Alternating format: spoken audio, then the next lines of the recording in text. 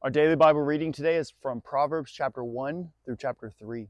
And our daily devotional today here at Carrollton Christian Fellowship is from the very beginning of Proverbs chapter 1. So the first 7 verses. And with these first 7 verses, this is Solomon's introduction to the book of Proverbs and the reason why he has written this. And so what we see in verse 1, we see that Solomon starts this off with stating that this is a collection of knowledge from his life's wisdom. So, a collection of knowledge that is a practical daily goal of what it is that can be gained. So, there's something to be gained. So, all of these proverbs, as we go through, they all point out something that can be gained.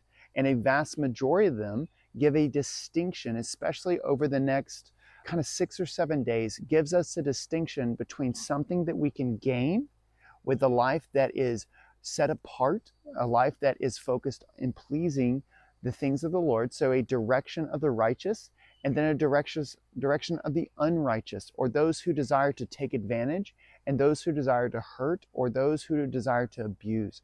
So we have those two distinctions that are laid out that Solomon in a majority, in a large portion of the Proverbs lays out.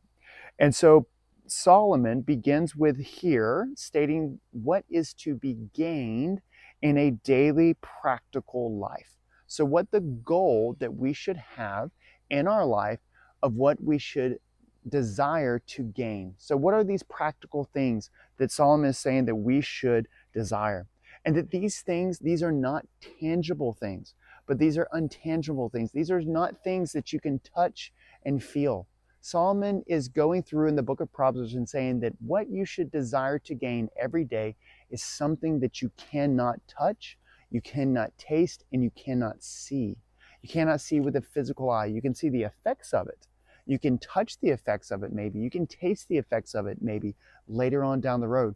But the things that we should be desiring, the life of the righteous should be desiring, are things that you cannot touch, taste, see, and feel immediately. But we can see, touch, taste, and observe the effects or the after effects of those things. And so Solomon states that these things are wisdom, that we should seek after and desire wisdom daily. We should seek and desire instruction. And so this is something that is a keynote of an individual who is humble, an individual who is desiring to grow. They are desiring wisdom. They understand and know that they do not have all of the wisdom that it requires to go throughout their day. That there is something, and that there could be something, and there could be an interaction with someone that would require some kind of wisdom and some kind of understanding on how to interact, or something to do that they do not know now and have now. So a humble life. Also with instruction. Instruction means that you are being taught something and that you are being given instruction about how to do something. So think of an instruction manual. Think of the instructions that come with a Lego set when we go to put together Legos, or a tool set when we go to put together, say, a wardrobe or anything like that. There is an instruction manual for how to put together and how to go forward in something that you could or could not have done before. And next we see that Solomon points out that there is perception and there is something to receive.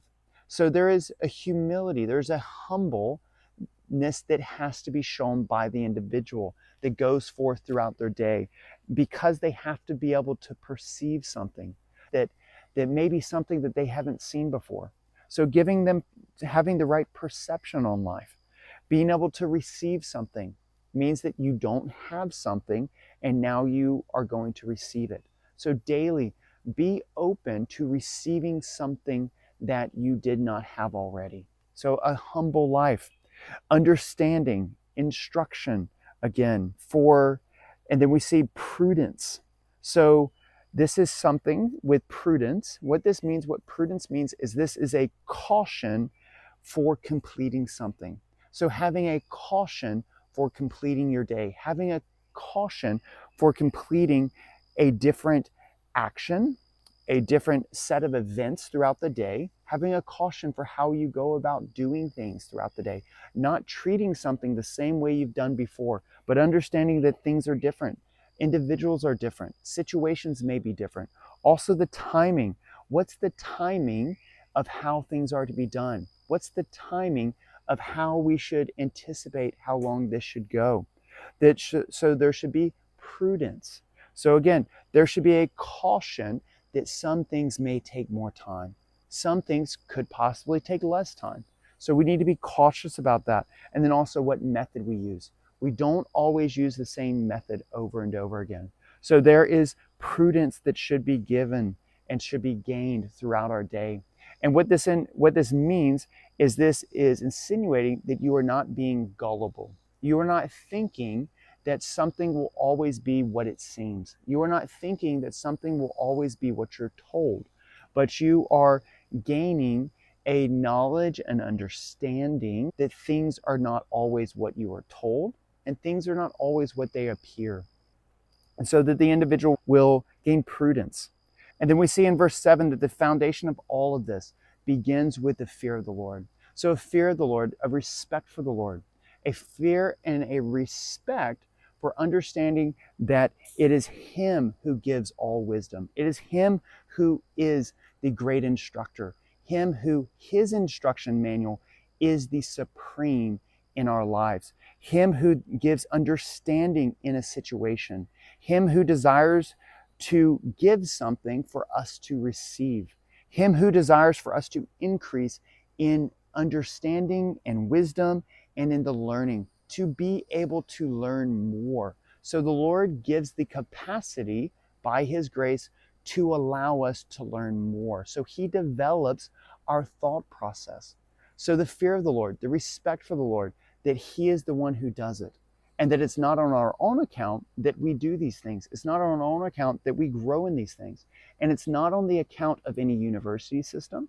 It's not on the account of any individual or any system that we are strengthened in these areas and developed in these areas. There are some times to where the Lord may use those things, but the source of all these things comes from the Lord. The source is not an individual, a university system. It is not any system, any other system that we can make and develop, but it's from the Lord. The Lord grows and gives us and increases in this. And Solomon's life is an exact example to us of this. It's not enough for us to know something. It's not enough for us to observe something. It's not enough for us to just kind of look and say, oh, okay, I understand what's going on there. Because we see in Solomon's later life that Solomon did not apply all of these to his later life. Because what did Solomon did? He departed from the Lord. And he willingly did that. He was led away and he was deceived. And so it's not enough to have knowledge, but it must be applied. So any knowledge that we are given, any understanding that we are given, any instruction that we are given, anything that we are grow in a capacity of learning, the ability to learn more, we must apply what it is that we've learned. We must apply these things to our life, or else it's all for nothing. It is not enough to have the knowledge about something. You must apply it. And so Solomon, again, he gives the introduction here in these first 7 verses for the entire book of Proverbs. So as we go through, I will be reminding us that this is what we need to keep in mind when we go through the entire book of Proverbs. That we need to keep in mind that it's not enough to have a knowledge of this. It's not enough to understand this, but it must be applied to our life. It's not enough to tell someone else about this, but we must apply it to our life and let someone else observe it even in our own life. And it's not enough, again, to just have wisdom, have instruction, to have an instruction manual. It's not enough to have an instruction manual for how to do something that we've never done before, but we must apply the instruction manual to our life.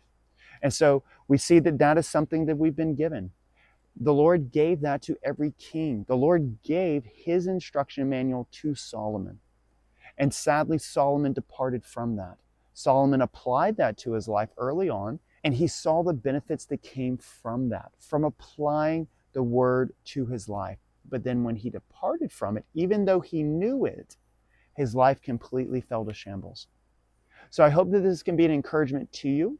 I hope that this can encourage you to apply what it is that the Lord has been growing you in and giving you understanding in, and growing your capacity to understand as we've been going through our daily Bible reading and also our devotional. So I hope, again, this will be an encouragement to you to apply what it is that we've learned and also to apply what we go forward in. And we look forward to seeing you tomorrow. So take care and have a blessed one.